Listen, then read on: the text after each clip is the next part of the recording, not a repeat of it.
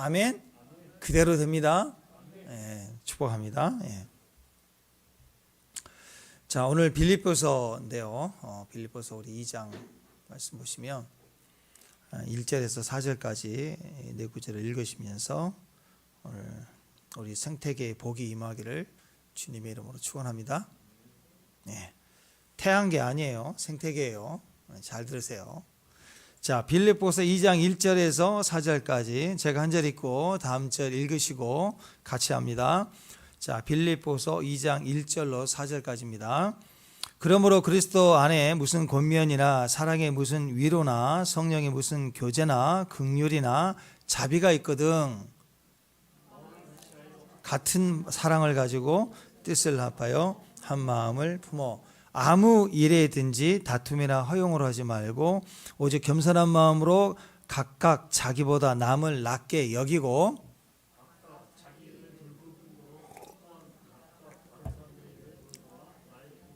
나의 기쁨을 충만하게 하라. 아멘. 할렐루야. 축복합니다. 우리 옆 사람 보고 인사 좀 듣고 오신 분도 있으니까. 우리 그냥 일어나 둘이 일어서 우리 환영해 줍시다. 우리 최신자 같은 분이에요. 저 멀리 청정구역 통영에서 환영합니다. 우리 옆 사람 모시고 인사 좀 합시다. 복되고 형통하세요. 옆 사람 모시고 좌우 인사 좀 나누세요. 축복합니다. 네, 축복합니다. 예. 어떤 분이 고난 중에 기도합니다. 주님, 제가 감당할 수 있는 시험만 주신다고 하지 않으셨나요? 너무 힘드니까. 주님의 음성이 들렸어요. 그렇지 내 아들아. 그랬더니 이분이 기도하기를, 근데 주님은 저를 너무 믿으신가 봐요. 그랬대요. 헬로? 코드가 안 맞네.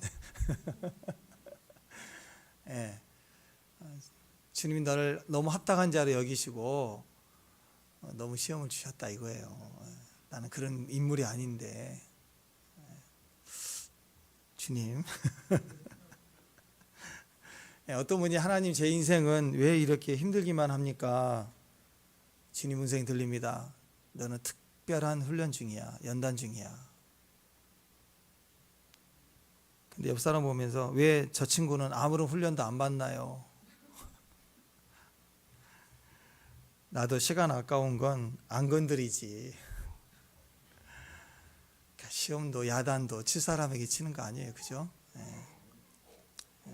지나놓고 보면 다 축복이에요. 다 열매가 있더라고. 자, 인생에 살다 보면 어려움과 고난이 반드시 찾아옵니다.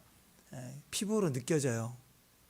고난이 소설 속에 있는 달려라 캔디 이런 스토리인데 내 피부에 느껴진다고. 살을 애리고 파고듭니다. 그래서 고난이에요. 고난의 현상이 뭐냐?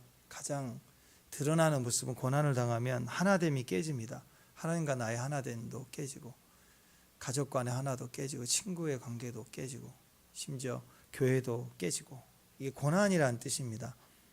상황이 조금 나빠지잖아요. 조금 나빠지면 사람들은 쉽게 흩어져 버립니다.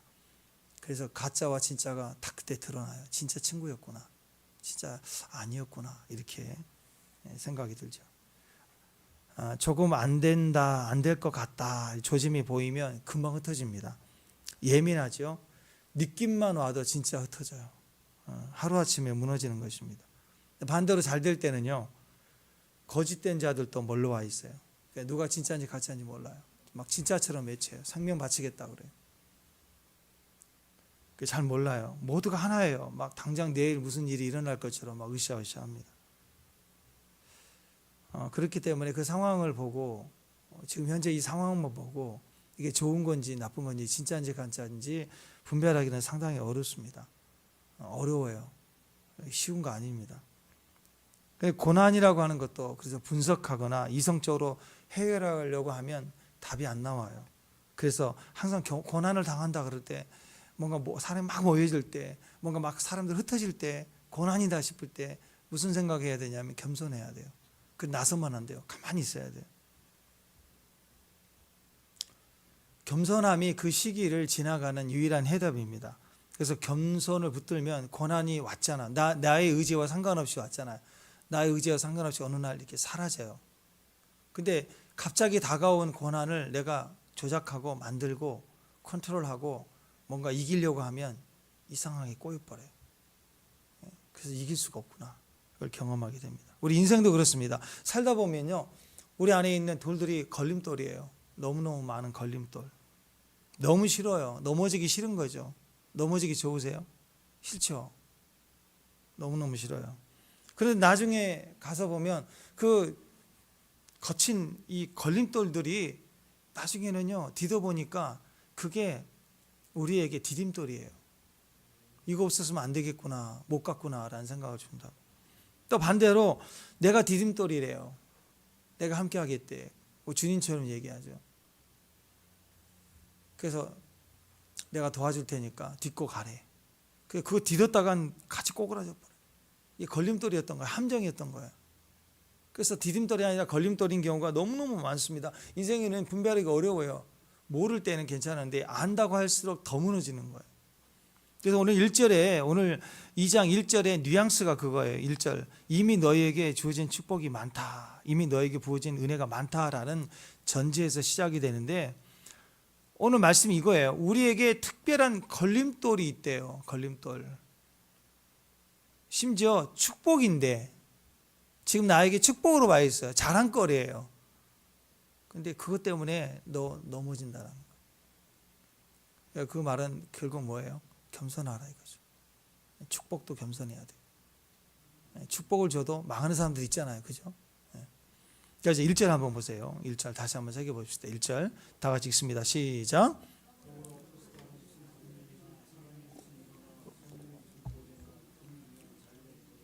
네, 이 말씀에서 어제 특별히 제가 이렇게 헬라 원어를 이렇게 찾아보면서 은혜가 되더라고요. 그래서 오늘은 말씀 공부를 한 절 한 절 좀 해봤으면 어떨까 생각이 들었습니다. 이 권면이라는 게 나오죠. 그리스도 안에서 무슨 권면이 있대요. 권면이 뭘까? 권면. 이전 개혁 성경에는 격려 이렇게 나왔거든요. 격려해 주는 거, 권면해 주는 거, 격려해 주는 거. 헬라어 원어로 보면은 파라클레시스, 이게 격려하다, 좀 심하게 얘기하면 충고하다 뭐 이런 거거든요. 또는 위로해 주는 거, 낮게는 위로해 주는 거고, 좀 강하게 하면 충고해 주는 거. 여러분 충고 별로 좋아하시죠? 누가 옆에서 충고하면 좋아요? 근데는 충고는 받는 것보다 해주고 싶죠. 여러분 주변에 해주고 싶은, 충고해주고 싶은 말이 막 너무 근질근질하죠. 안 그래요? 듣기는 싫고. 저만 그런가요? 막 너무 답답해서 잠꼬대에서 충고해서 막 하면 안 되겠더라고. 충고 판단하지 말라 막 그러는데, 근데 그리스도 안에서는요, 생각해 보세요. 저와 여러분의 인생에 충고가 있어야 돼요, 없어야 돼요? 있어야 돼요. 이 얘기예요. 이 권면, 이게 충고, 심하게 얘기하면 충고, 그 다음에 따뜻하게 얘기하면 위로, 그 다음에 엄마 자세로 가면 애원하는 거. 아들아, 붙들고 다리 늘어지는 거. 이게 다 권면의 의미입니다. 파라칼레오 이렇게 해서, 파라칼레오라는 그 어미 단어에서 나왔거든요. 파라하는 따라서 곁으로, 이런 곁에 있다, 따라가다, 곁에 있다. 그리고 또 칼레오가 부르다, 바로 옆에서 불러주는 거예요. 큰 소리로 충고해주고 따뜻하게 위로해주고 또 애원도 하고, 이런 모습이 이제 이 파라칼레오란 단어인데, 이 파라칼레오란 단어에서 제일 유명한 단어 두 개가 나왔어요. 권면이란 단어가 나왔고요. 오늘 이 권면. 그리고 여러분이 제일 잘 아는 보혜사라는 단어가 나왔습니다. 보혜사는 성령님을 의미하는 단어죠. 보호자, 상담자, 위로자, 돕는 자, 대언자. 그러니까 여러분, 이 권면이라는 단어하고 보혜사, 성령님이라는 단어가 같은 형제예요. 형제 단어예요. 그러니까 성령님의 모습으로 옆에서 권면해 주는 것, 이게 같은 의미가 되겠죠. 그죠? 그러니까 따뜻하게, 때로는 충고할 수도 있고, 또 때로는 위로도 되고, 때로는 애원하기도 하고, 이게 사랑의 의미로 우리에게 해주는 거 아니겠습니까? 이게 그리스도 안에 있는 권면이래요. 이게 우리에게 필요하대요. 자, 우리 말을 사람들이 막 우리를 자기 말로 막 이렇게 지지해주고 또 막 축복해주고 그러면 어때요? 기분이 좋잖아요. 막 비아냥거리지 않고 판단하지 않고 무슨 사건 하나 나오면 소설을 쓰지 않고 가까이 와서 그냥 그대로 인정해주고 그리고 믿는다고 해주면 이 권면이 오면 힘이 나지 않습니까? 어때요? 그렇죠? 예. 그러니까 한마디라도 알아들을 수 있도록 격려해 주는 거, 그리고 그 일에 안정을 찾을 수 있도록 옆에서 서 있어 주는 거. 꼭 말하지 않아도 여러분 정말 힘든 사람들 어려운 시간을 보낼 때는요, 내 생각에는 너 꼭 이래야 될 것 같아, 뭐 이런 말 하지 말고 그냥 보고 싶어서 왔다고, 밥 한 끼 먹고 싶어서 더울 땐 냉면 한 그릇 같이 사주고 그리고 가는 게 그게 메시지예요. 거기 말이 다 담겨 있어요. 이렇게 옆에서 격려해 주는 모습, 그것이 권면입니다. 권면. 그러니까 권면의 내용이 뭐냐면, 권면의 내용은 하나님의 백성으로서 회개와 회복을 선포해 주는 거예요. 현재 일어난 사건에 대한 말하는 게 아니라 하나님에 대해서 믿음과 인내를 갖도록 도와주는 말, 그게 권면이라고. 권면이 필요해요. 우리에게는. 그 성경 말씀 읽고 큐티를 하고 말씀을 나누는 이런 것들 필요하다라는 거죠. 방법은 어떻게 해야 되느냐? 그리스도 안에서 기름 부음으로 하는 거예요. 기름 부음으로. 그러니까 무슨 예언 상담, 쪽집게 예언 그런 것도 아니고, 나는 바른 소리만 하는데 내가 틀린 소리 한 적이 있니? 하면서 이번에는 또 짚고 넘어가야겠다. 이런 거 아니에요. 절대 이건 권면이 될 수가 없습니다. 그런 게 아닙니다. 올바른 권면은 그리스도와 사도의 본을 보여주는 거예요. 주님이 이 땅에 오실 때 어떻게 오셔요? 스스로를 낮추셨잖아요. 우리는 누군가에 권면할 때, 충고할 때 높아서 지적해 주는 거잖아요. 근데 내려오셨어요. 낮아지셔야 되고, 그리고 권면 받는 자와 함께하는, 곁에 있는 거예요. 동일시에서 나누는 말씀이에요. 그게 권면이에요. 그게 조금 자극적으로 충고 같아도 거기에 위로가 있고 힘이 있는 거예요. 그래서 함께 헌신하고 함께 세상을 살려내자, 함께 생명을 살려내자, 함께 사람들을 살려내자 하는 강력한 파워가 권면에 있는 것입니다. 그 지적하고 너 왜 이렇게 못하니가 아니라 내려와서 그 충고를 하되 그 충고를 같이 짐을 지는 거예요. 내가 그랬을 때 함께 이기고 그게 승리가 되는 것입니다. 가장 대표적인 권면의 모습이 아마 우리가 에스더서, 지난번에 에스더서 성경 우리가 같이 묵상했죠. 거기 보면 4장에 보면은 모르드게가 에스더에게 가서 했던 말이에요. 너는 왕궁에 있으니 모든 유다 중에 홀로 목숨을 건질 거라 생각하지 마라. 단호하게 얘기하죠. 그리고 이때에 네가 만일 잠잠하여 가만히 있으면, 말을 하지 않으면 유다인들은, 이 유대 민족은 다른 데로 말미암아 노임과 구원을 받을 거야. 하나님 섭리 가운데 그렇게 될 거야. 그렇지만 네가 잠잠하고 가만히 있으면 너와 내 아버지의 집은 멸망할 거야. 네가 왕후라도 그 자리에 있다는 것이 이때를 위함이 아니냐 하고 아주 단호하게 충고를 하죠. 그랬더니 에스더가 움직이기 시작했어요. 사람을 움직였어요. 죽으면 죽으리라. 이렇게 움직이기 시작했다. 그러니까 이렇게 때로는 자극적인 것 같지만 성령으로 단호하게 얘기해 줄 수 있는 파워. 할렐루야? 뭐 좀 만지셨나요? 뭐가 조작을 하네. 자, 두 번째 단어가 위로인데요. 위로라는 것은 실질적인 도움이에요.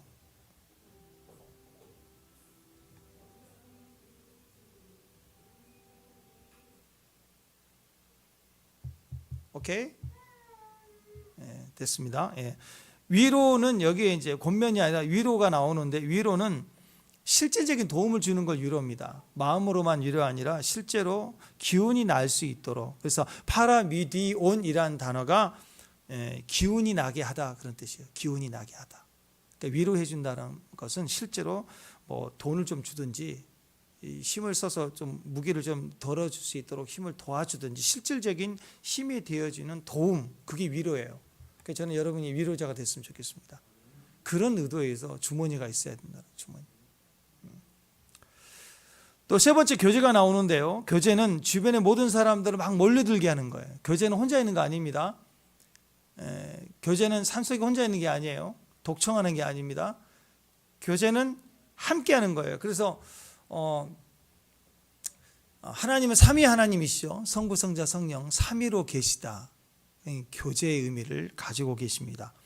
자, 새 윗격이 또는 그 법궤 위의 뚜껑처럼 나와 너 사이, 두 그룹 천사 사이에 만나고 그랬죠. 그러니까 두세 사람이에요. 두 사람만이라도 주 예수의 이름으로 하나가 되면 그 사이에 성령님이 계시대. 하나님 임재가 있대. 이게 교제의 시작인 거예요. 축복합니다. 그래서 우리가 두 사람 사이에 연합 속에, 형제 사랑 속에 기름이 부어지면, 거기에 하나님이 임재하시면 그 주변의 생태계가 좋아져요. 환경이 좋아져요. 이게 축복입니다. 코이노니아 많이 들어보셨죠? 그게 이제 교제의 의미입니다. 교통, 교제, 사귐, 나눔, 참여, 이런 거예요. 그래서 오늘 본문에 보면 성령이 무슨 교제 이렇게 나왔죠. 성령이 무슨 교제. 그러니까 어떤 교제든 성령님이 함께 하신다. 직역하면요 이렇게 표현합니다. 성령님께 묶인 교제, 성령께 서로 묶여 있는 거예요. 너와 내가 성령의 임재로 이렇게 묶여져 있는 거예요. 그 그늘 안에 우리가 함께 들어가 있는 거예요. 이 모습을 교제라고 얘기합니다. 그러니까 성령이 빠져버리면 너와 나 아담과 하와가 성령님 하나님 임재가 끊어지니까 제일 먼저 뭐예요? 서로 판단하죠. 숨었잖아요. 창피하니까 뭘 가리려고 하고. 우리 사이에 성령님이 빠지면 그런 거예요. 그래서 성도의 교제는 성도들이 임재 안에서 기름 부음 안에서 함께 나누는 교제만을 얘기하고 있어요. 나무로 따지면요, 나무의 줄기 속에 있는 그 양분, 진액이 흘러가는 건 안 보이잖아요. 근데 그 진액이 청청할 때 나무가 싱싱해지고 열매를 맺기 시작하죠. 축복합니다. 또 이스라엘의 그 내면의 신앙이라고, 신앙, 하나님을 아는 믿음, 겉으로 종교 모습이 아니라 신앙이라는 거 종교 행위가 아닙니다. 존재 자체를 의미하는 거예요. 그 안에 있는 믿음이 있어야 돼요. 또 사람 속에는 이렇게 눈에 보이지 않지만 혈관이 있잖아요. 혈관 속에 피가 흘러 들어가고 나가는 모습이에요. 왕성한 생명 활동, 피가 막 움직이는 거, 탁탁하게 굳어가지고 이렇게 있는 피가 아니라 생기 있게 움직일 수 있는 피, 그게 교제입니다. 그러니까 우리가 피가 왕성하게 막 펌프질해서 돌아다녀야 이 혈관을 통해서 각 몸의 장기들이 막 교제하는 거예요. 축복합니다. 이게 교제가 안 되니까 딱딱하게 피가 끓고 콜레스테롤이 많고 그러면 결국 다 망하는 거 아니에요. 그죠? 성도들은 교회 안에서 생명력을 가진 교제를 해야 됩니다. 이스라엘 백성들에 있어서는 바로 성령님이죠. 성령의 임재가 있을 때, 그리고 그 표현이 불기둥과 구름기둥이었습니다. 출애굽한 백성들이 보이지 않지만 또 알 수 없지만 그게 우리 가운데 나타나 주시는 모습이 불기둥과 구름기둥이었잖아요. 밤에는 불, 낮에는 구름. 그리고 구름기둥이 서 있으니까 그 그늘의 혜택을 보고 그 그늘 안에 거해야 되고, 그리고 그 구름기둥이 멈추면 머물러 있어야 되고, 움직이면 따라 움직여야 되고. 그래서 광야 생활 40년 내내 살아갈 수 있었던 이유가 바로 구름기둥이 정지하면 멈추고, 또 구름기둥이 움직이면 텐트를 정리한 후 행진을 했다. 이렇게만 따라가면 결과적으로 우리가 승리를 하게 됐다. 이게 교제의 의미입니다. 그러니까 성도 안에서는요, 서로 모일 때마다 영적 교제를 해야 돼요. 영적 교제를 할수록 싱싱해져요. 영이 싱싱해져요. 그래서 혼자 예배하고 찬양할 때도 있지만 때로는 힘들 때가 있잖아요. 근데 왔는데 전혀 예배하고 싶은 마음이 아니었는데 예배, 공적 예배니까 참여했다가 막 찬양하는 사람들을 보고 찬양하는 가사를 통해서 내가 갑자기 힘이 생길 때가 있어요. 그 안에, 내 안에 영적 교제가 이루어지는 거예요. 축복합니다. 이런 교제들을 성도 안에서의 교제입니다. 마찬가지로 우리 그리스도인들이 예수님을 믿고 죄를 회개하고 신앙을 고백하고 어떤 세례를 받은 이후에 종교 생활이 아닙니다. 실제적인 내 안에 뭔가가 흘러 들어오고 흘러나가는 활동들이 필요해요. 성령을 우리에게 주신 이유는 하나님의 선물이라고 그랬어요.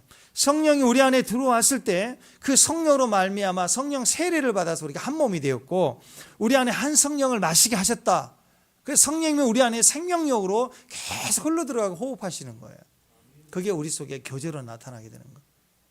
축복합니다. 그래서 보혜사, 성령이라는 단어하고 이 교제라는 단어, 또 오늘 지금 얘기하는 또 위로, 코이노니아, 이게 교회 안에 실제로 이루어지고 있는 일들이라는 것입니다. 또 여기 보면 네 번째 긍휼이 나오죠.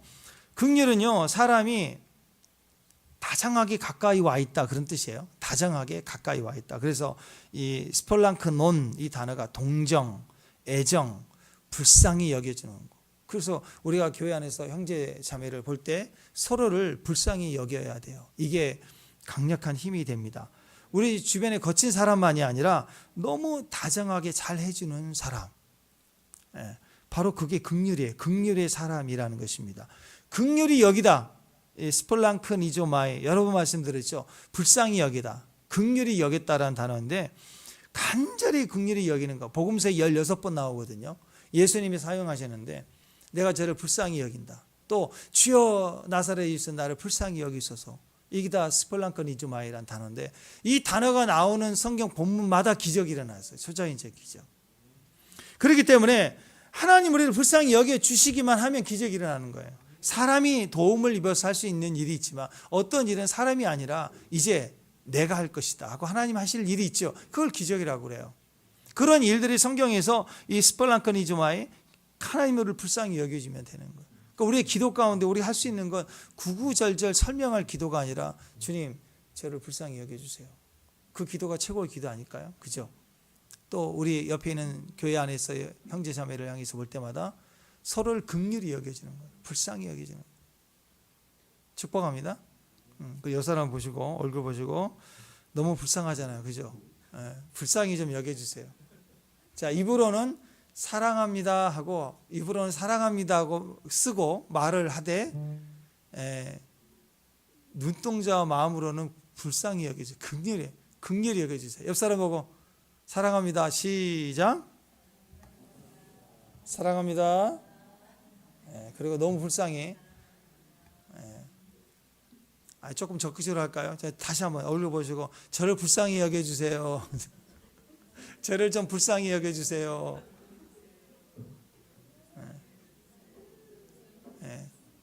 누군가 화를 내려고 하면 막 나를 불쌍히 여겨주세요. 그럼 돼요. 누가 화를 내요? 불쌍히 여겨달라는데. 또 여기 보면 자비가 나오는데요. 자비라는 단어도 마찬가지입니다. 이 긍휼, 불쌍히 여기는 단어에서 같이 나온 개념이에요. 자비가.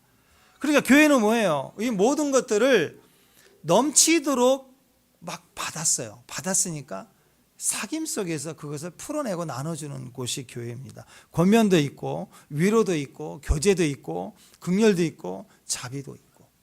이걸 한마디로 오늘 바울이 얘기하기를 너희는 다 그런 사람들 아니냐. 우리가 다 그런 사람이로다. In Christ. 그리스도 안에서 우리가 다 이런 사람이야. 이 얘기를 하고 있는 거예요. 여러분, 그래서 우리 인생에 나를 지지해 주는 사람이 많고 인생에 또 나에게 도움을 주는 사람 많고, 반대로 내가 누군가를 지지해 주는 거 기쁘죠. 그리고 누군가를 보호해 줄 수 있다는 거 기쁨이에요.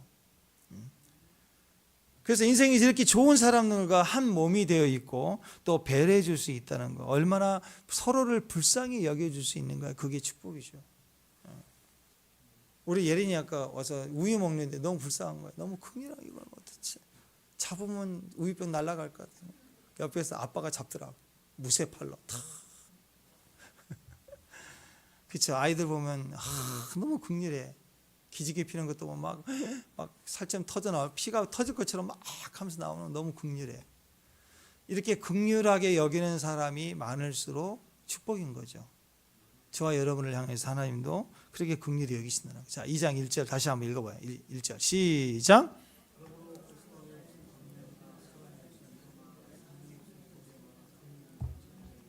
예, 뭐뭐가 있거든 그랬죠. 잘 들어보세요. 뭐뭐가 있거든 그랬으니까 축복을 받았거든, 권면이 있거든, 위로가 있거든, 긍휼과 교제, 자비를 받았거든. 그거 이제 받았어요. 우리가 있어요. 받았거든. 자, 이렇게 엄청 축복을 받았다면 이제 그것 갖고 뭐 하죠? 왜 가만히 있느냐 이거예요. 교회는 가만히 있으면 안 되는 거예요. 받았으면 가만히 있으면 안 되는 거라고 얘기를 해요. 지금 성령 안에서 우리가 누렸던 이 5가지 개념들을 가지고 받았으면 있거든. 왜 가만히 있느냐? 그럼 뭐 해야죠? 자, 여러분 이렇게 축복을 받았다면 그 축복이 받고 땡이면 끝나요. 근데 그것을 감사하기 시작하면 연장이 되죠. 그 감사를 길게 기념일을 정해놨어요. 에스더에서 배웠죠. 그러면 그 감사가 길어지는 거예요. 그러면 계속적이고 연속적인 위로가 오고 권면이 오는 거예요. 받고 땡이 아니라. 자, 여러분에게 어떤 사람이 10,000원씩 선물을 줘. 10,000원짜리 선물을 오늘 줘. 그러니까 여러분이 오늘 또 받고 나도 복수를 해. 나는 2만 원. 그럼 그 친구가 그 다음에 또 2만 원. 그럼 나는 또 3만 원. 이렇게 복수를 계속 가면 유익이 될까요, 안 될까요? 유익돼요, 주고받으면. 근데 한 번 받고 땡이면 땡인 거예요, 그걸로. 계속적 관계는 확대됩니다. 확대돼요. 그리고 커지는 거예요. 강력해지는 거예요. 사람이 생각하는 생각 이상의 것들을 받게 됩니다. 이런 축복을 받았다면 이것을 완성해 가라는 거예요. 축복을 받고 땡이 아니라 그것을 완성해 가라. 그것이 계속적으로 흘러나가는 모습이죠. 창세기 12장 3절에 보면 아브라함에게 이 얘기를 했습니다. 자, 외칩니다. 시작. 너희를 축복하는 자에게는 내가 복을 내리고 너를 저주하는 자에게는 내가 저주하리니 땅의 모든 족속이 너로 말미암아 복을 얻을 것이라. 땅의 모든 족속이래요. 땅의 모든 족속이 너로 말미암아 복을 얻으리라 그랬어요. 모든 족속이 너로 말미암아 복을 얻는다. 그 말은 한 번이 아니라 복이 계속 흘러가요. 계속 누구 한 사람이 아니라 땅의 모든 족속이에요. 땅 끝은 계속되잖아요. 넓잖아요. 그러니까 이것이 이 흐름이 계속돼서 흘러가게 해야 된다. 그래서 주님의 시선으로 보면 온 땅이 하나의 생태계란 말이에요. 하나님의 주님의 세계라고. 거기에는 생로병사가 있습니다. 누군가는 아프고 누군가는 죽어가, 누군가는 태어나, 누군가는 자라가, 누군가는 웃고 누군가는 울고. 근데 이 모든 것들이 너무너무 아름답다는 거예요. 여러분, 늙어간다는 거 아름다운 거고 또 죽는다는 거 아름다운 거예요. 조건이 딱 있죠. In Christ, 그리스도 안에서 죽음도 유익되다. 축복합니다. 그래서 이게 생태계라고. 네. 저번에 어떤 영종도에 있는 카페를 갔는데 바다가 쫙 보이고 너무 좋은 거예요. 막 옆에 화분이 하나 이렇게 있었는데 열대 지방에 있는 이렇게 꽃 이렇게 식물이에요. 잎사귀가 넓어가지고 친구 목사하고 싸울 뻔했어요. 이게 진짜냐 가짜냐 때문에. 너무 진짜 같은 거야. 만져봐도 모르겠어요. 잘라봐야 알 것 같아. 플라스틱만 안 잘라질 거고 잎사귀 잘라질 것 같아. 너무 리얼해요. 그 앞에서 봐도 모르겠어요. 그렇게 리얼하게 만들었더라고요. 이렇게 가짜가 많아요. 자, 그런데 생각해 보세요. 생태계라는 건 그렇게 막 진짜 같은 걸 주변을 아름답게 했는데 계속 그대로만 있는 거. 항상 꽃이 있어야 되고 항상 이렇게 이 자라감이 있어야 되고 그리고 낙엽 떨어지는 거나 시든 거나 죽어나가는 게 없는 자연이라면 식상해요. 여러분, 1시간 2시간 차 마실 때 얘기할 때 좀 보기 좋은 거죠. 오히려 여기 계양산 뒷동산에 가면 막 낙엽 떨어져 있고 썩어가고 죽어가는 이 조그마한 환경이 그게 축복이고 아름다운 거예요. 가정이 그래요. 교회가 그래요. 인생이 그런 거예요. 땅의 모든 족속이 너로 말미암아 계속 복이 흘러가게 하라. 완성하게 하라. 생태계, 하나님의 생태계가 되라. 공의와 사랑이라고 그랬죠. 이웃을 살려내는 거. 생태계를 살리는 일을 하라. 하나님의 사랑만이 아니라 이웃에 대한 사랑으로 억울한 일이 없게 하라. 가난한 자가 없게 하라. 이 십자가 정신을 가지고 살아가는 것을 축복이라고 얘기합니다. 그게 성도의 삶이라고 얘기하고 있어요. 생수의 강이 계속 흘러간다. 닿는 곳마다 소성함을 얻는다. 번성한다. 이게 성경의 원리 아니겠습니까? 그래서 우리 배에서부터 생수강이 넘쳐난다고 성경은 약속하고 있어요. 성령을 의미하는 것입니다. 근데 왜 우리 삶에 내가 왜 이렇게 흐름이 없을까? 흐름이 없을까? 내가 받아들이기만 했어요. 심지어 우리가 성도라고 하면서도 그리스도의 위로와 권면과 교제와 사귐을 받아들이기만 했어요. 근데 내 안에서 흐름이 만들어지지 않는 거예요. 완성으로 가지 않은 거예요. 그러니까 정체되는 거예요. 고여 있는 거예요. 머리로는 잔뜩 하나님의 뜻을 알겠대요. 뭐가 옳은 것인지 잘못된 것인지 머리는 아는데 흘러가는 생명력이 없는 거예요. 교회에 힘이 없는 거예요. 이게 우리를 절망으로 만들어 간다는 거죠.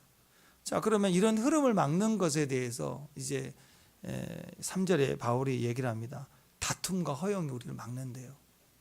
이것 때문에 원래 받으면 주고 싶죠. 여러분 뭔가 귀한 선물을 받으면 여러분도 막 복수하고 싶은 마음 안 들어요? 이게 보복의 하나님이신데 성도들은 복수의 힘이 있어요. 복수. 그걸 엄청 절제하는 게 눈에는 눈, 이에는 이에잖아요. 안 그래요? 누가 눈 뽑으면 우리는 다리까지 뽑아내야죠. 레이지파 사람은 원래 토막을 잘 내요. 영적인 사람들은 아주 엄청나게 정죄를 할 수 있거든요. 근데 안 하잖아요. 눈에는 눈. 사랑도 받으면 가만히 있지를 않아요. 막 엄청 복수적인 사랑을, 공격적으로 사랑을 하려고. 힘이 있으니까. 그렇죠. 네, 여러분이 그래요. 우리 안에는 이런 보복의 마음이 있습니다. 사랑의 마음이 있어요. 뭐 하나 받으면 더 해주고 싶은 마음인 거예요. 그런데 왜 받았는데도 흘러가지 않느냐? 우리 속에 이상한 게 있어요. 여기 안에 어떤 필터가 있어가지고 이게 뭐냐면 나를 다투게 하고 허영으로 보여진 게 가려지면 진실된 표현을 안 해버려요. 아는데도 하기 싫은 거예요. 자, 3절 읽어봅니다. 3절 말씀 있습니다. 시작.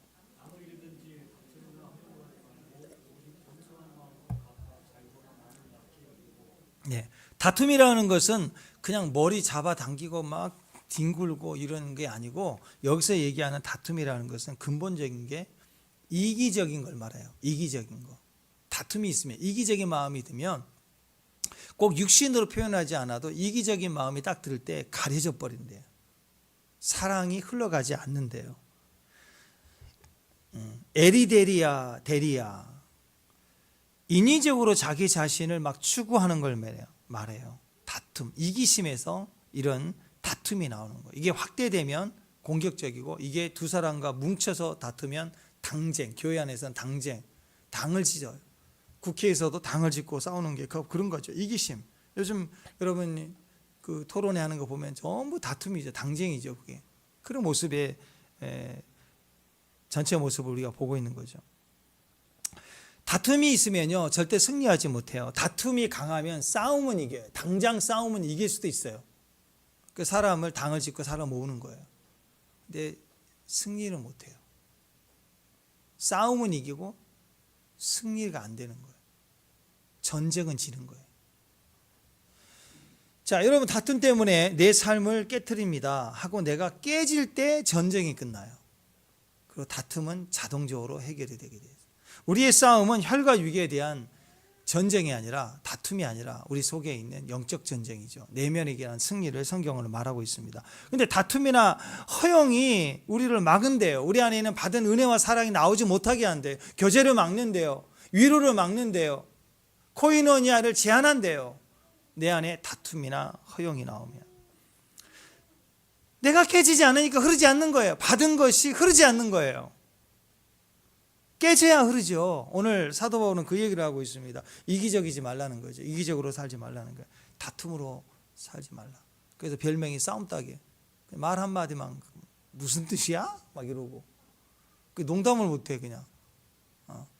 그런 식이면 얼마나 긴장이 흐르겠습니까? 그게 그 내면의 뿌리로 보면 자아의 중심이 이기적이라 그렇습니다. 자기만 생각하는 거예요. 우리 많은 사람들은 세상적으로 봐도 당파가 있죠. 당파성이 있습니다. 그래서 엄청난 축복을 받았는데도 불구하고 또 은사가 있는데도 불구하고 엄청난 은혜를 받은 교회 중에 하나 고린도 교회인데 그 고린도 교회의 특성이 또 뭐냐면 계속 싸워요. 계속 싸워서 은사가 있고 능력이 있고 기도도 세게 하고 은사도 풍성히 있는데 문제는 당을 지어서 맨날 싸워요. 사랑으로 흘러가지 않고 다툼으로 가니까 교회가 발전해 갈 수가 없는 거예요. 고린도 교회를 향해서 우리가 생각할 때 바로 사도 바울의 표현은 이겁니다. 엄청 축복받은 교회. 그러나 그것이 서로에게 흘러가지 않아서 사도 바울은 정과 망치를 들고 가서 막 깨부수는 글을 계속 써붙이는 성경이 고린도 전서다. 이렇게 얘기해요. 왜? 깨져야 흐르기 때문에. 자, 여러분, 사도 바울도 온갖 것들을 다 지적합니다. 그리고 고린도전서를 보면은요, 하나하나를 막 다 지적해요. 세미하게 정으로 깨는 거예요. 왜 축복을 받아놓고 왜 그렇게 큰 은사를 체험을 했는데도 흘려보내지 않니? 자기의 인기와 자랑만 삼은 거예요. 내가 몇 번 금식했다, 내가 뭘 봤다, 뭐 천국 갔다 왔다, 이런 자랑질만 하는 거예요. 그럴 때 교회는 계속 싸우죠. 너는 금식 3번 했니? 나는 4번 했다. 물을 얼마나 먹고 했니? 안 먹고 했지. 나는 야채만 먹고 했다. 막 그 방식을 따지는 거예요. 막 이건 아무것도 아닌 거죠. 실제로 고린도 교회는 나는 바울파다, 나는 아볼로파다, 말 잘하고 인기 많은 아볼로파다, 또 나는 게바, 그래 뿌리는 베드로지, 나는 게바파야. 그러니까 어떤 사람은 제일 얄미운, 나는 그리스도파야. 이것도 저것도 아니야, 나는 하나님만 믿어, 그리스도파야. 그래가지고 싸우는 거예요. 진짜 그리스도파는 싸우지 말아야죠. 다 하나씩 붙잡고 바울파, 다 아볼로파, 또 게바파, 너는 난 그리스도파, 뭐해라 해갖고 싸워. 리그전을 벌이는 거예요. 그러니까 여러분, 이게 당파의 싸움인 거예요. 그러니까 국회도 보면은 맨날 쪼개지면 또 만나서 하나 이리 모여라 해가지고 모여서 또 당파를 이루잖아요. 자기를 깨트리려고 한 적이 없어요. 남을 깨트리려고 모이는 거예요. 어떤 정당도 우리가 잘못했습니다, 사과하질 않아요. 그냥 바꿔버려요. 바꿔달라고 그래요. 이름을 바꾸면 바꾸는 줄 아는 거예요. 자, 세상의 방법은 뭐냐? 당파성이거든요. 일반적으로 사람들은 당을 지으면 엄청 잘 모여요. 야, 고양이 같은 사람 모여. 전라도 홍어 막 모인다고. 홍어 그러면 홍어 막 이렇게 벌써 입김이 막 이렇게 도는 분들은 전라도 사람이에요 지금. 홍어 그러면. 그렇다고요. 고향 같은 사람, 학교 같은 사람, 학교 모인다고. 취미가 같은 사람 또 뭐예요? 이게 당이에요, 당. 그래서 바울파가 나오고 아볼로파가 나오고 막 그러는 거죠. 당이 되면 싸움이 일어납니다. 당이 시작되면 싸움이 일어나요. 교회가 성장해 가면서 어려운 시기를 겪는 이유 중 하나가 어느 순간 당을 지을 때 싸움이 일어나요. 교회 안에 분쟁이 일어납니다. 왜 일어날 거예요? 당을 지으면 그래요. 꼭 같은 말을 한 사람한테 뭉친다고. 신기해요, 정말. 선화목자교회 유기성 목사님 훌륭하신 분이잖아요. 그분이 그 교회에 막 부임했을 때 간증하는 거 보니까 맨날 싸우는 거예요. 그래서 너무 답답해서 장로님들 왜 이렇게 자꾸 싸우시냐고 그랬더니 왜 싸우냐 물어봤대요. 그랬더니 다들 일을 잘하라고 싸운 거라고. 일을 잘하려고.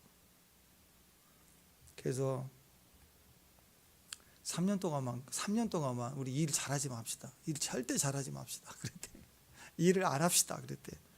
다 동의했습니다. 그래서 뭘 좀 말만 나오려고 그러면 잘하지 맙시다. 누가 그러면 다 조용해서 뭘 안 하려고 그러는데, 그럼 행사도 안 하려고 뭘 안 하려고 자꾸 소극적으로 하니까 교회가 너무 평안해졌대요. 너무너무 평안해졌대요. 너무 잘하려고 하지 말라는 거죠. 교회가 모여서 싸울 일은 뭐가 있겠어요.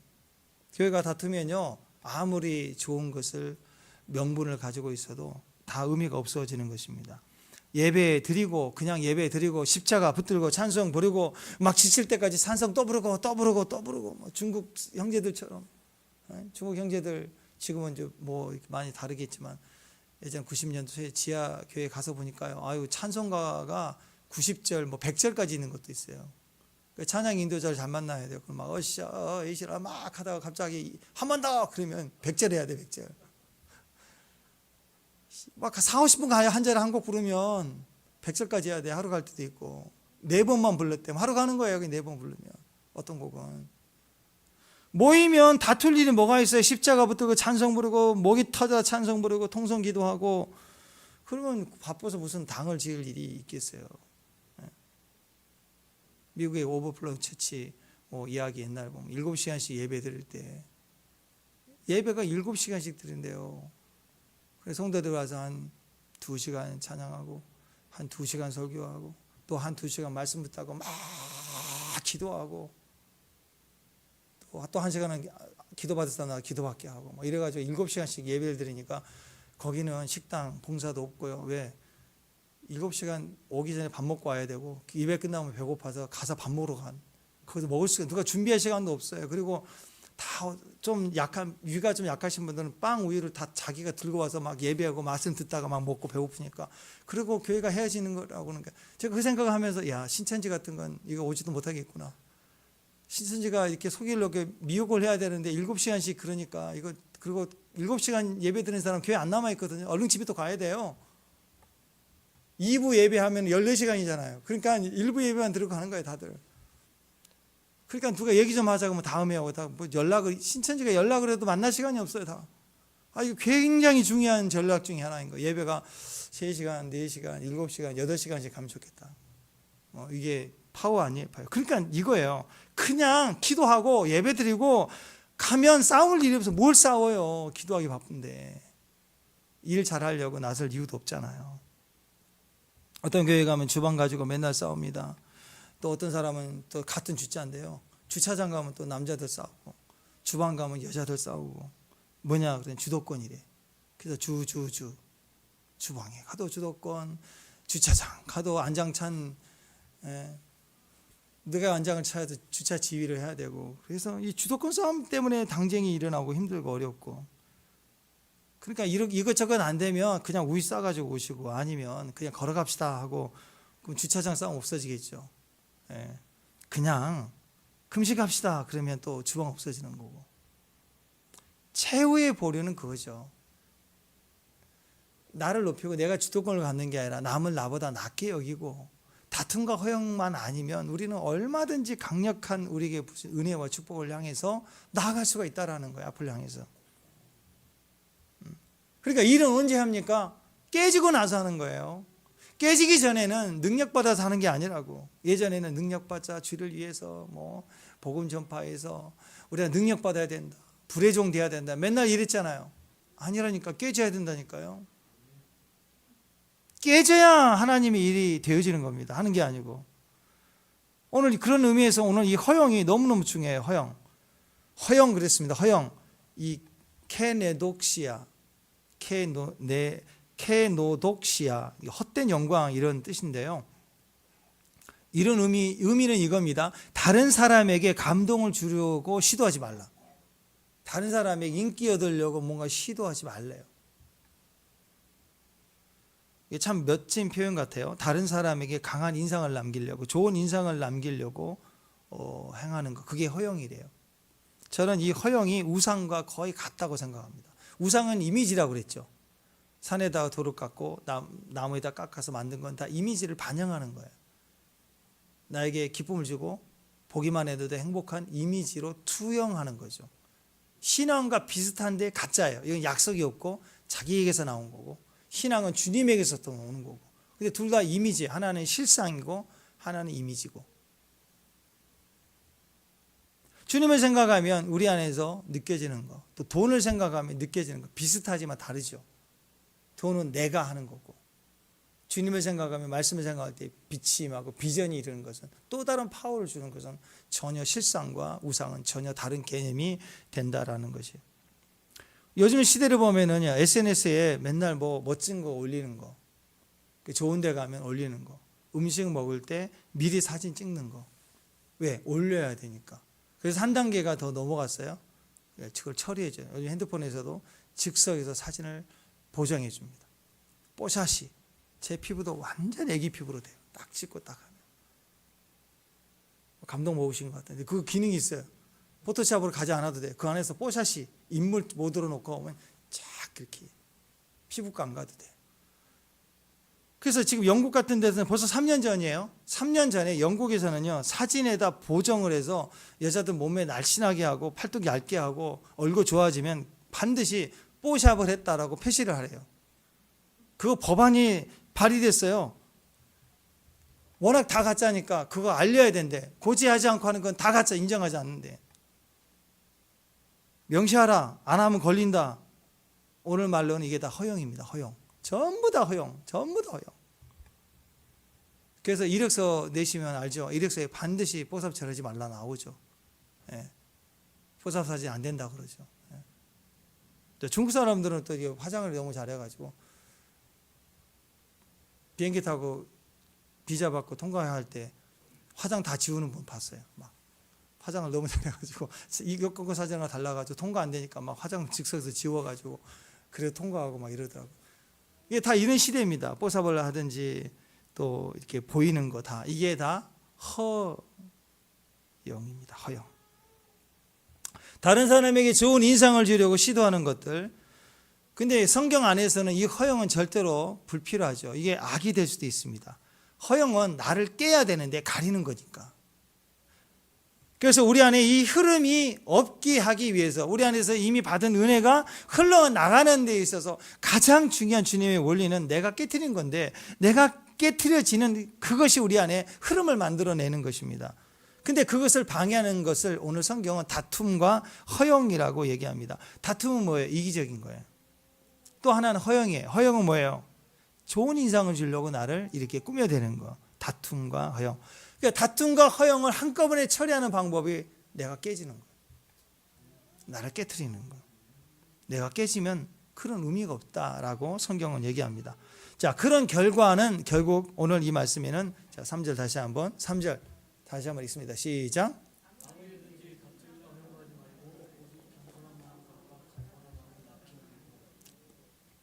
다툼과 허영을 깨트린 거, 나를 깨트리는 그 결과는 어떻게 나오냐면 남과 나와 너 사이에 너를 더 낮게 여겨주는 거예요.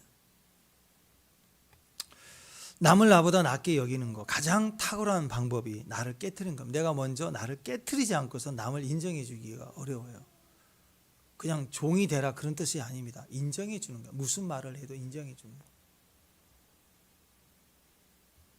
그러니까 나는 그냥 지나갔을 뿐인데 왜 나한테 큰 소리 치고 갔냐? 그러면 나의 입장에서 거짓말을 한 거잖아요. 나는 그런 적이 없는데. 근데 그 사람 입장에서는 그렇게 들렸든 어쨌든 자기는 몹시 불쾌해서 얘기를 한 거잖아요. 그럼 누가 옳은 거예요?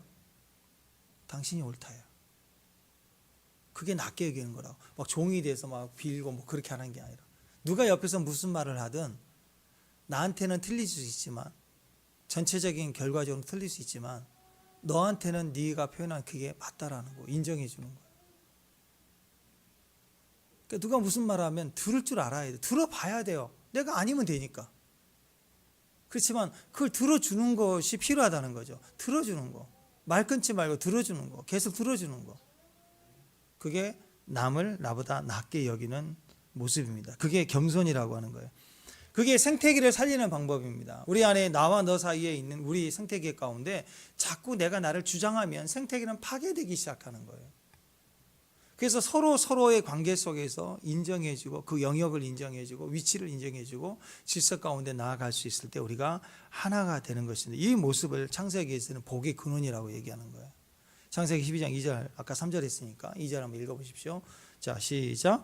내가 너로 큰 민족을 이루고 내게 복을 주어 내 이름을 창대하게 하리니 너는 복이 될지라. 자, 앞부분에 너로 큰 민족을 이루고 내게 복을 주어 내 이름을 창대케 한다. 이 말이 하나님 우리에게 속한 모든 교제, 사귐, 나눔, 또 우리에게 위로, 권면, 오늘 본문의 앞장 1절에 나와 있던 모든 내용을 포함한 은혜와 은사를 내면과 외적으로 다 주십시오. 하나님께. 아멘. 이게 창세기에서 너로 큰 민족을 이루고 내게 복을 주어 이름을 창대케 하기 위한 모든 것을 우리에게 주시고 그런 모습으로 부르셨다는 거예요. 그러니까 너는 뭐가 되라? 복이 되라. 이전 성경은 훨씬 더 잘 번역됐습니다. 너는 복의 근원이 될지라 그랬어요. 복이라는 말은 복 그 자체, 복받은 자가 아니라 복이래요. 너가 복을 참 많이 받았구나 하고 너가 복이다라고 하는 의미는 다르죠. 우리 자체가 복인 거예요. 복이 근원이 된 거. 남을 풍성하게 하는 사람이라는 거예요. 자, 다시 정리하면 우리가 그렇게 하나님 앞에 복을 받았는데 다툼과 허영은 우리를 제한해 버린다는 거죠. 계속적으로 가지 못하게 만든다는 거예요. 그래서 너는 복의 근원이 되라. 그 말이 바로 이거예요. 너 자신을 깨트려 각각 자기보다 남을 낮게 여겨라. 그 모습으로 나아갈 수 있는 승리가 여기에 우리에게 약속되어 있다는 것입니다. 그러면 모든 족속이 너로 말미암아 벌 받는데요. 네가 있는 그 주변의 생태계가 다 변화가 된대요. 사도 바울이 감옥에 갇혀 있을 때 감옥에 풀려났다고 생각한다면 그걸 구원이라고 생각합시다. 감옥에 갇혀 있는데 감옥에서 나오고 싶은 마음, 그게 구원이라면 그 구원을 내가 받을 것이다. 내가 감옥에서 나올 수 있을 거야. 이런 마음을 가지고 있다면, 주변은 환경은 너는 가둬놨어. 절대 나올 수 없어. 넌 여기서 죽을 거야. 근데 우리가 그런 갇혀있는 과정에서 바울의 고백처럼 우리도 마찬가지야. 난 나올 수 있어. 난 살 거야. 난 죽지 않아. 왜? 할 일이 있기 때문에. 자, 어떤 할 일이 있어요? 내가 있는 교회, 내 가정, 내가 있는 그 소속된 자리에 생태계의 책임이 나한테 있기 때문에. 왜? 내가 보겠구나. 엄마가 일을 죽도록 뼈 빠지게 하고 와서 쉬고 싶어도 쉬지 못하는 그 상황에서도 지치죠. 피곤해져. 근데 자식을 보면 힘이 나요. 엄마니까 내가 널 살릴 거야, 내가 책임질 거야 하는 마음이 그 안에 강력한 부르심이라고. 우리에게 할 일이 있으면 다 살아요. 축복합니다. 여러분에게 할 일이 있다는 것은 굉장한 의미가 됩니다. 성도들의, 바울은 이렇게 표현했어요. 내가 할 일이 뭐냐? 성도들의 중보, 기도, 그리고 성령님의 도우심으로 이 두 가지로 내가 나갈 수 있다. 이게 파워라는 거예요. 성도들의 중보, 기도, 그리고 성령님이 우리에 함께 하신 성령의 임재. 이거 착각하면 안 돼요. 이 두 가지가 반드시 있어요. 그래야 내가 주님이 우리에게 주시는 감옥에서라도 내가 돌파할 수 있는 힘이 여기서 나오는 거예요. 어떤 사람은 성령님이 임재만 얘기해요.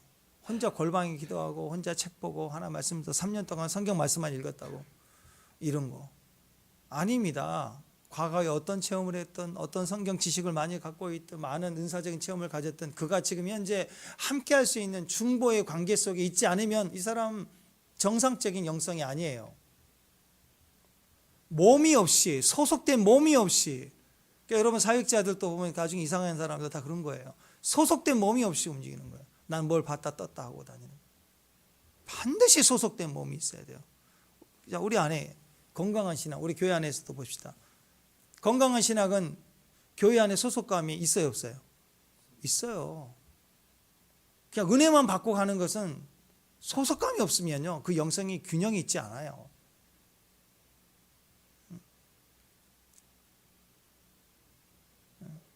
반드시 소속감, 같이 중보 기도할 수 있어요. 그래서 가장 중요한 의미, 지난번 말씀드렸죠. 지금 당장 내가 전화해서 나 급할 때 지금 너무 중요한 이 시간, 1시간 동안 나를 위해서만 기도해 달라고 부탁했을 때 해주겠다고 하는 중보 공동체가 있다는 거 굉장히 큰 축복입니다. 제 동생도 있고 제 형제가 있고 또 제 누나 매형도 목회를 하고 있지만 어떤 경우는 내 얘기를 못해요 하면 거기도 목회하는데 힘든데 교회 기도해 달라고 못해요. 다 서로 하는데. 근데 가만히 생각해 보니까 우리 성도분들은 제가 얘기하면 예 목사님 지금 할게요 하시는 분들이 꽤 있는 것 같아요. 나 너무 감사한 거예요. 착각은 아니죠, 그죠? 저만의 착각은 아닐 거예요. 또 반대로 여러분 다른 분들에게 권사님, 집사님 저 급해요. 1시간만 저를 위해서 기도해 주세요. 이따가요. 그런 분도 있지만 즉각 해줄 수 있는 분이 있다는 공동체는 축복입니다. 또 기도는 그런 거예요. 얼굴을 보고 기도해 주려고 하는 동안에 벌써 임재가 확 같이 교통이 되어지는 경우도 많아요. 임재가 있다는 거, 중보가 있다는 거, 이 두 가지가 사인이에요. 하나님에 대한 공의, 이웃에 대한 사랑, 이 두 가지가 있는 곳에 내가 있는 거예요. 내가 그 액션을 취하면 그곳에서 그 생태계가 변화가 되기 시작하는 거예요. 내가 하는 게 아니라 하나님이 그것을 이루신다.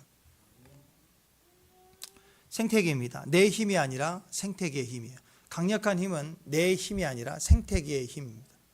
가정 안에서도 가족의 힘이 나와야 돼요. 어떤 가족 중에 아버지가 절대 권력 또는 아들이 갑자기 똑똑한 아들이 성공해가지고 아들이 모든 걸 다 주관하는 절대 힘이 있다. 굉장히 위험합니다, 여러분.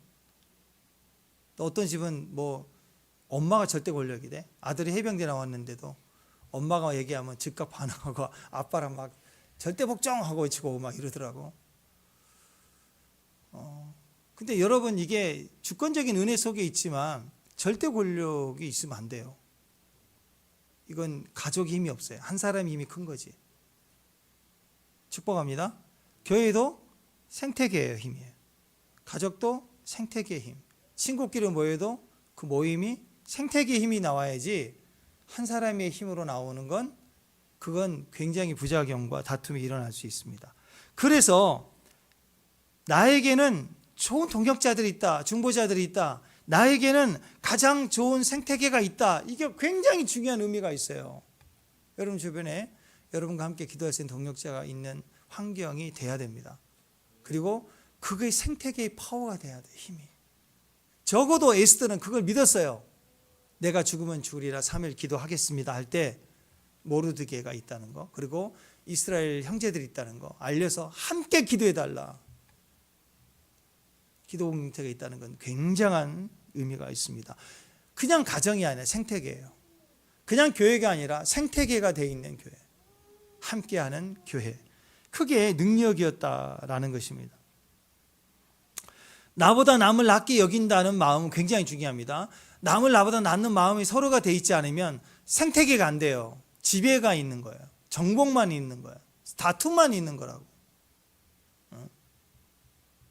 그래서 뭐 몇 년 전만 해도 여러분 그 핑크뮬리 그 사진 찍으면 얼마나 이쁘게 나와요. 막 어디 여기 가도 막 다 핑크야, 핑크. 핑크 별로 안 좋은데 남자들도 가면 찍어야 돼. 막 핑크. 근데 한동안 그러더니 싹 없어지죠. 이 생태계가 파괴된대요. 한 번 심어놓으면 다 잡아먹는데 막 어마어마하게. 막 거미발처럼 가지고 막 다 쓸어버린대. 그래서 주의보 해가지고 이쁜데 주의보. 그래서 지금 막 주의보가 떠서 없어지고 이렇게 하는데, 생태계를 파괴하면 아름다워도 그건 무서운 거예요. 아름다운 게 아닌 거예요. 우리 안에 마찬가지입니다. 그러니까 생태계가 필요한 것은 내 힘을 키우는 기도가 아니라, 생태계가 커지기 위해서는 남을 나보다 낮게 여기는, 긍휼히 여겨주는 성령의 교통하심이 있는 생태계, 나의 포도원이 되게 해야 돼. 거기는 주님에게 주는 임재의 포도원이 돼야 된다. 축복합니다. 그래야 생태계의 복을 누릴 수 있어요. 오늘 사도 바울의 권면하는 것은 생태계가 되고, 너가 생태계의 근원이 되고, 너로 말미암아 이 생태계가 누릴 수 있는 축복을 누리라는 거예요. 그건 같이 누리는 거라고. 제일 어리석은 바보 아빠. 나만 고생하고 와서 나만 고생했대, 내가 다 먹여 살렸대. 이건 바보 같은, 자기만 생각하는 거. 바보 아빠죠? 왜 고생해요? 왜 돈을 벌어요? 쓰려고. 그럼 누구를 위해서? 나를 위해서 쓰겠다고? 가족이 슬픈 거예요. 그래서 누군가 희생은 전체를 위한 거라고. 그게 얼마나 큰 감사고 기쁜지. 엄마의 기도와 수고와 또 도움도 마찬가지인가? 자녀도 마찬가지 아니에요? 전체를 위한, 생태계를 위해서 각자의 아름다움을 우리가 서로 공유하고 나누는 거라고. 그래서 우리는 하나님이 주시는 이 생태계의 힘으로 생태계의 복을 누리는 자리까지 가야 됩니다. 하나님께서는 우리에게 복 주시는 방법, 위로부터 하나님께서 이렇게 주시는 복이 있어요. 예배할 때, 기도할 때 블레싱이 일어난다고. 갑자기 웃고, 미친 여자처럼 막 웃기 시작하고, 울기 시작하고, 한쪽은 울고 한쪽은 웃고 그럴 수 있어요. 복이 임한 거라고. 복이 부럽지 않아요? 복이 임한다고. 근데 그 복만 있는 게 아니고 동역자를 통해서 오는 복이에요. 그게 생태계의 복이라고. 가만히 있으면 환경이 오는 게 아니에요. 환경에 있는 너라는 이웃에 대한 동역자, 중보자가 서로 돼서 하나의 복을 이루면 이상하게 그 너머에 있는 환경, 기후, 날씨도 따라와요. 그래서 진짜 중요한 건 그리스도가 나의 주인, 유일한 주님이시고 주가 되었다면 이제는 이웃에 대해서, 이웃이 그냥 이웃이 아니라 동역자로 함께 서갈 수 있도록 노력해야 됩니다. 불신자를 대해서는 예수를 전해야 되지만 옆에 있는 그리스도인 연합을 위해서 기도해야 돼요. 더 연합해야 될 사명이 있는 거. 내 자녀들을 제자시키고 같이 하나가 되고 믿음의 동역자가 되는 거. 그래야 생태계가 좋아지는 거예요. 우리가 복을 받았다고 하면서 흘러가지 않으면 그것은 하나의 경험과 체험으로만 끝나버릴 것입니다. 그건 생태계의 축복으로 갈 수가 없어요. 받은 것을 또 나누면 그리고 그 나누는 과정에서 남을 나보다 낮게 여기면서 중보자로 내가 들어가면 서로가 중보자가 돼서 연합이 될 때 그 생태계는 강력한 힘을 가지고 그 생태계에 복이 임하게 돼요. 그래서 함께 승리하게, 마지막 때 대전쟁의 승리는 생태계의 축복을 이루는 공동체의 힘으로 이기는 거예요. 그래서 우리가 에스더에 보면 마지막 전쟁의 승리는 에스더만 이기는 게 아니죠. 에스더가 마치 예수님처럼 십자가에서 대3일 만에 금식하고 끊어내고 이겼다라고, 잔치를 통해서 이겼다라고 하면 그 불임절이 제정이 되고 전 그 보복의 날에 원수를 다 갚고 전체가 회복되기까지는 각동 각처에 있는 모든 유다인들이 9개월 동안 준비를 해서 그 준비된 걸로 다 이겼잖아요. 그죠? 같이 온 백성이, 마지막 때는 온 그리스도인들이 세상의 뱀을 다 밟고 일어설 거라고. 네. 자, 그래서 우리는 하늘의 복과 동역자의 복을 다 누려야 돼요. 그게 생태계예요. 저와 여러분의 포도원, 우리의 포도원에는 하나님의 임재가 있을 뿐만 아니라 동역자의 임재가 같이 있어요. 항상 내 주님의 기도의 동역자, 그리고 항상 주님의 동역, 이 두 가지가 같이 있는 것이 교회의 모습입니다. 다 같이 기뻐하는 거예요. 다 같이 잔치하는 거예요. 다 같이 승리하는 거예요. 그게 공동체의 기쁨입니다. 반대로 질투하게 되면 어떻게 될까요? 남을 깎아내리고 남을 인정하지 않게 하고 남의 장점을 다 가려버리려고 하고 그런 모습으로 나오기 시작하겠죠. 그럴 때 우리는 서로가 망하게 돼요. 누군가가 시기하면, 질투하면 나도 시기하고 질투하고 미워하면 미워하고 계속 그렇게 가면 파괴되기 시작해요. 그러니까 우리가 스스로 파괴되어지는 생태계는요, 물론 생태계 안에는 죽음이 있어요. 늙어감이 있어요. 그러나 그걸 죽음이나 늙어감이라고 얘기하잖아요. 하나님의 때, 하나님의 흐름 속에 가는 가을일과 겨울이 있어야 새봄이 있는 거 아니에요. 그럴 때 우리의 영생과 영원한 기쁨은 영생하는 기쁨으로 남게 되는데, 인간이 죽이고 죽이면서 소멸시키는 이런 작업들로 가는 비참함은 우리에게 고통이 되고 많은 것입니다. 그래서 지금부터 남의 기쁨을 인정해 줘야 돼요. 아멘? 깎아내리고 비난하고 시기하는 게 아니죠. 인정해 주고 낮게 여기고 잘했다 그러고, 그리고 우리가 주의 음성을 듣고 가는 것입니다. 어떤 사람이 이런 얘기를 해요. 나이가 지극히 드신 분인데 친구끼리 만나서 얘기하기를, 요즘 갑자기, 그 아내가 얘기한 친구한테, 갑자기 오늘 우리 남편이 너무 멋있어 보여요. 우리 남편이 너무 멋있어 보였어. 그 얘기를 딱 했어요. 그랬더니 옆에 듣고 있는 친구가, 참 너 참 행복하겠다. 가족끼리는 손도 안 잡는다며요. 근데 그 나이 들어서 갑자기 남편이 멋있어 보인다고 하니까 설레이는구나, 너 참 행복해지는구나, 이런 얘기를 해야 되는데 갑자기 옆에 있는데, 그거 백내장이야. 그건 뭐예요? 질투예요, 질투. 그 동역자 아니에요. 동역자 축복도 없는 거예요. 그냥. 그럴 때 있죠. 남편이 멋있어 보이는 거예요. 축복합니다. 진짜요. 너무 존귀해 보이는 거예요. 앞에서 기타를 탁 치고 있는데. 저는 그렇죠. 하나님, 우리 남편이 너무 존귀해 보이지 않아요? 때로는 저분이 옛날에 그 모습이 이 모습이었는데 주님 앞에 크게 거룩하게 찬양하고 너무 멋있지 않아요? 저는 뒤에 보면서 너무 멋있어요. 우리 막 사진을 막 보내진 않으지만 찍어보면서 너무 이쁜 거예요. 우리 집사님들 찬양하는. 진봉 교사님, 우리 김홍식 드럼 탁 하면 오늘 좀 틀리긴 했지만 탁 할 때 보면 오늘따라 왠지 멋있어 보이지 않아요? 그죠? 멋있어 보인다고. 폼 잡고 해도 남자 우리 집사님들 앞에 폼 잡고 하셔도 돼요. 멋있다고요. 가끔씩 반짝이 입고 오셔도 돼요. 이렇게 화려하게 입으셔도 돼요. 앞에서 하실 때. 멋있다고. 백내장이 아니라고. 나이가 들고 또 이렇게 연세가 있는데도 왜 요즘 따라 우리 남편이 보면 가슴이 좀 떨린다. 가슴이 막 떨려. 그러면 너 참 좋겠다. 그러나 이런 마음을 가져야지. 그건 부정맥이야. 지가 의사도 아니면서 남편하고 좀 차를 달달한 거 좀 맞았으면 좋겠어. 당뇨야, 당뇨. 당 땡겨서 같이 가는데 어깨가 이렇게 기울어지면서 남편 팔을 이렇게 탁 잡고 가는데 너무 좋았어. 야, 빨리 관절염이야, 관절염. 교육관 너 오른쪽에 관절이 나빠서 그런 거야. 이런 말을 왜 하냐고. 이게 생태계를 파괴하는 말 아니에요? 네. 좋아진다고요. 다시 좋아져요. 아멘? 네. 그냥 보면 다 귀찮고 나쁘게 보고 부정적으로 얘기하는 건 그건요 병이에요. 병 질병이라고. 질병. 그냥 아름답다, 멋지다, 참 좋다, 부럽다. 그게 멋진 거 아니에요? 우리 단체 사진 찍을 때 너무 좋은 거예요. 다시 찍재. 왜? 내가 잘못 나왔대. 그래서 막 다시 뭐야 막 이렇게 하는 사람도 있지만, 어떤 분은 생일이다 그러면 그 생일 주인공 딱 세워주고 같이 찍고, 그 다음에 보너스가 하나 있더라고요. 그 한 사람만 웃게 하고 나머지는 다 막 찡그르고 눈 째고 이래가지고 찍어주더라고. 일부러.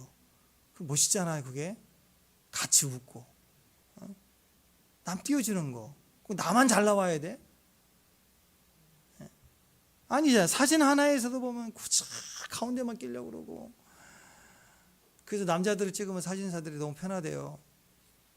예, 이렇게 가는데 여자분들을 찍으면 그분요 뒤로 가시고요, 저분 뒤로 오시고요, 아니 좀 내려오시라고요. 아니 끝까지 안 내려가. 그 옆에 있어야 돼. 막 아니 막 그래서 자리 정리 아니라고 막 골치 아파 사진사들이 막. 그게 왜? 다 그냥 남을 낮게 여겨요. 또 찍으면 되고. 나는 어디 위에나 아래나 어디에 박혀도 나는 예쁜 사람이니까. 그러면 되잖아요. 멋지잖아요. 그 옛날 우리 졸업사진 마냥 참석 안 하신 분 사진 잘라가지고 오래 붙여서 그렇게 앨범 만들어주지도 않고 얼마나 좋아요 요즘에. 그러니까 있는 모습 그대로 사진 찍어주고 인정해주고. 그래서 오늘 마지막 4절 보면 이렇게 얘기합니다. 4절 읽습니다. 시작. 각각 자기 일을 돌볼 뿐더러 또한 각각 다른 사람 일을 돌봐라, 중보하라, 함께 가자. 그게 축복이라는 이야기입니다. 배려하는 마음, 같이 흘러보내는 거. 1+1 오늘 득템이다 그러지 말고 1+1 누구 생각나야 돼. +1 하나 사는데 2개다 그러면 누구 생각나야 된다. 그게 정상이에요. 오늘 시장 가라는 시금치 너무 싱싱한데 더 준대. 그러면 나눌 수 있겠구나. 아, 나 안 먹어요 그러지 말고 기회구나. 이거 나눠 먹을 수 있는 사람. 그 2개 사고. 그게 축복 아니에요? 그런 마음으로 가는 거. 그게 생태계를 살리는 마음이라고. 함께 서가는 모습이라고. 내 삶을 주님께 깨트립니다. 주님 말씀으로 나를 정과 망치로 나를 깨트려 주세요. 나를 깨트립니다. 그러면요 내 안에서도 생수의 강이 나온대요. 왜? 우리의 전제는 구원을 받았으니까. 우리의 전제는 그리스도가 계시니까. 그분이 우리 안에 계신다는 전제 속에 우리는 더 받아야 될 존재가 아니고 깨지기만 하면 나오는 존재예요. 무한한 생명력이 우리 안에서 나오는 거예요. 깨트리면 되는 거예요. 허영을 멈추면 되는 거예요. 다툼을 끊기만 하면 엄청난 사랑이 터져 나오는데, 한 번 흐르기 시작하면 못 막는데요. 은혜와 부흥의 역사를 원수가 막을 수 없는 생수와 같이 나온대요. 저와 여러분에게서 막 터져 나온대요. 그게 오늘 성경의 역사입니다. 그러니까 주님의 눈동자, 주님 마음을 바라보세요. 정죄가 아니라 사랑입니다. 사랑의 눈으로 바라보세요. 서로를 불쌍히 여기는 거예요. 서로를 축복하는 모습으로 가는 거예요. 그러면 주님이 그러시잖아요. 내가 함께하는 이유가 여기 있다고. 그럴 때 그 나눔 속에, 그 시선 속에, 그 품어주는 사랑 속에 우리 안에서 무한한 생태계가 성장하게 돼요. 생태계의 축복을 우리가 누릴 수 있게 됩니다. 저와 여러분이 있는 환경에 생태계의 축복을 누리는, 동역자의 축복까지 가는 그 생태계가 아름다워지는 저와 여러분 되시기를 주님의 이름으로 축원합니다. 다 같이 일어나서 찬양합니다.